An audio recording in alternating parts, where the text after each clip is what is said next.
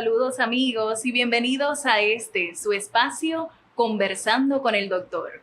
Unos minutos dedicados a compartir conocimientos y recomendaciones para llevar una vida más saludable. Tras un receso de verano nos alegra estar nuevamente con ustedes. Quédense con nosotros.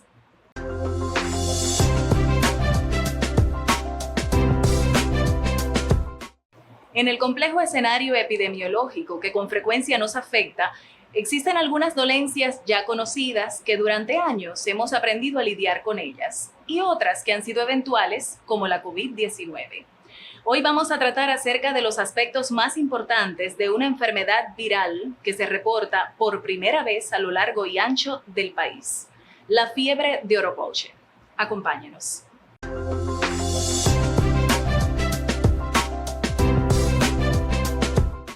Con nosotros el doctor José Rafael Ruiz Abraham, especialista y profesor de medicina interna del Policlínico Universitario Romárico Oro de nuestra ciudad, a quien ya damos la más cordial bienvenida. Buenas tardes. Buenas tardes, Laviuca, y mucho gusto estar nuevamente con usted. Qué placer el nuestro, doctor, ya lo extrañábamos. Así.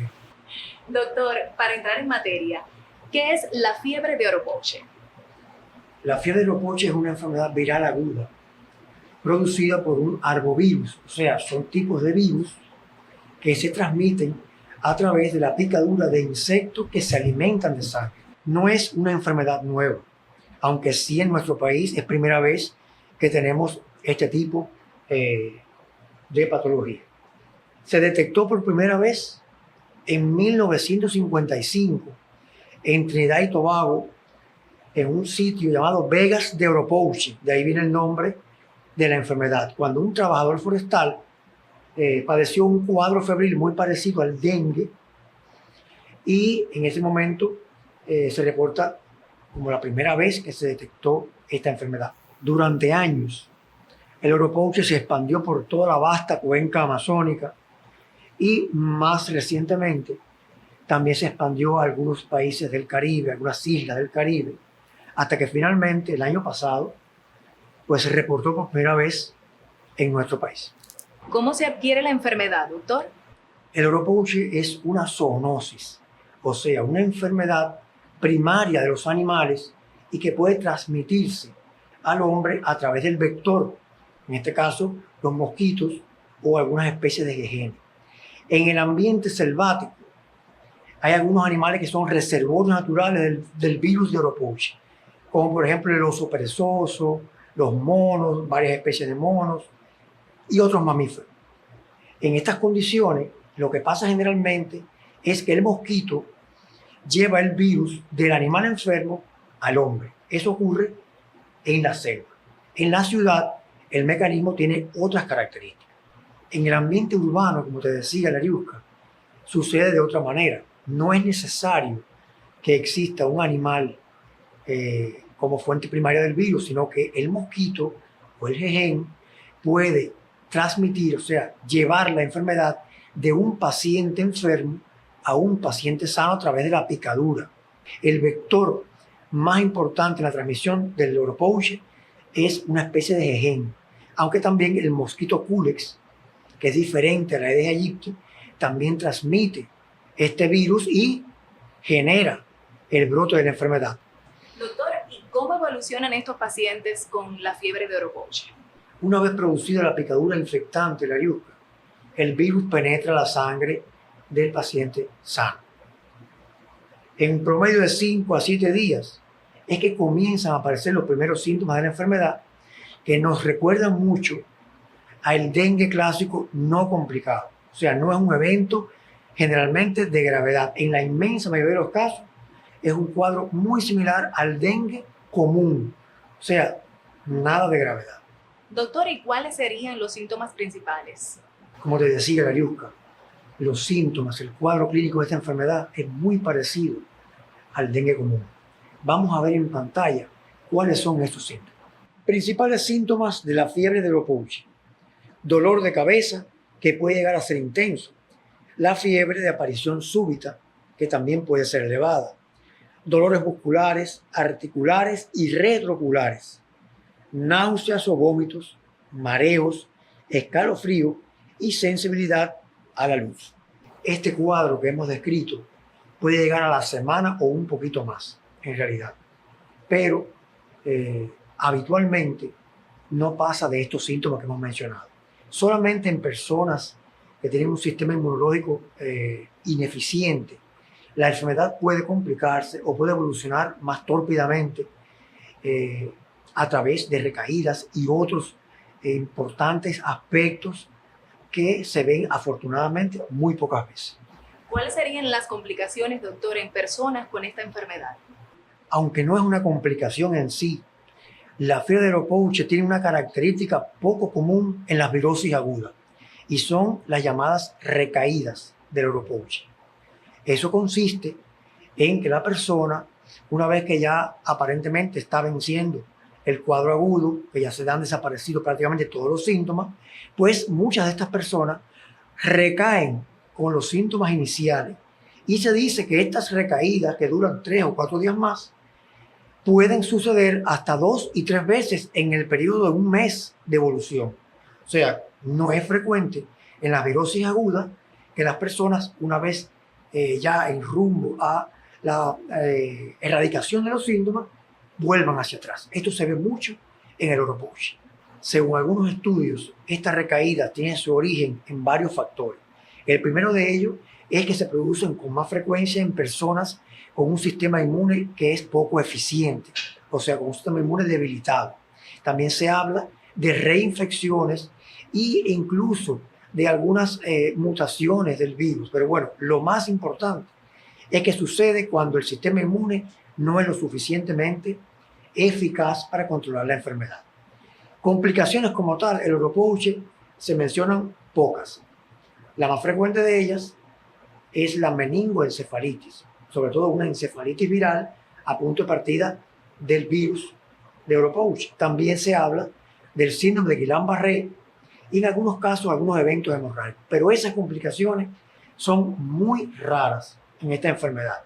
Incluso después de décadas de que esta enfermedad se conoce y que ha evolucionado a través de los años, ahora es que se vienen a reportar 2 posibles muertes a causa del Lopouche.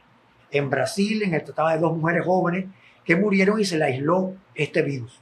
Pero aún no está claro por qué en tantos años no hubo ninguna muerte y ahora se reportan estos 2 eventos. Ante un cuadro tan general, doctor, ¿cómo se comprueba el diagnóstico? Bueno, en verdad es bien difícil clínicamente determinar si se trata de Lopouche o otras virosis. Hay que recordar que los síntomas de esta enfermedad son prácticamente idénticos al dengue común y también se ven en otras enfermedades virales como la influenza, la gripe, etc. O sea que es bien difícil desde el punto de vista clínico decir este paciente está afectado por esta enfermedad. El único estudio de laboratorio específico para diagnosticar la presencia del virus de Lopouche es la PCR y no se realiza tan sencillo como se utilizaba, por ejemplo, en la COVID, que era mucho más rápido, mucho más fácil. Este estudio es un poco más sofisticado, no está presente en todos los medios, o sea, solamente en unidades de alta tecnología y por tanto el diagnóstico de laboratorio prácticamente es difícil. Por eso, todo paciente con sospecha de Lopouche se le debe excluir, o sea, hacerle un estudio para excluir que tenga o no el dengue y ya una vez que no sea dengue y que tenga todos estos síntomas, es que se puede tener la impresión de que estamos frente a la enfermedad. Doctor, es decir, que para tener mayor certeza de que estamos en presencia de Lopouche hay que descartar primeramente que no es el dengue. Es una buena estrategia. O sea, una vez que ya se comprueba que no es el dengue y los síntomas son prácticamente idénticos, es que el diagnóstico de la fiebre de Lopouche cobra más fuerza. ¿Existe hasta el momento, doctor, algún medicamento, alguna vacuna para estos casos? Bueno, tal como sucede en la mayoría de las enfermedades virales agudas, no existen medicamentos específicos antivirales que se puedan utilizar en estos casos. Y lo otro es que en el Lopouche, hasta el momento, no se ha sintetizado una vacuna que se pueda emplear para evitar la enfermedad. Quiere decir que nos quedamos solamente con la prevención.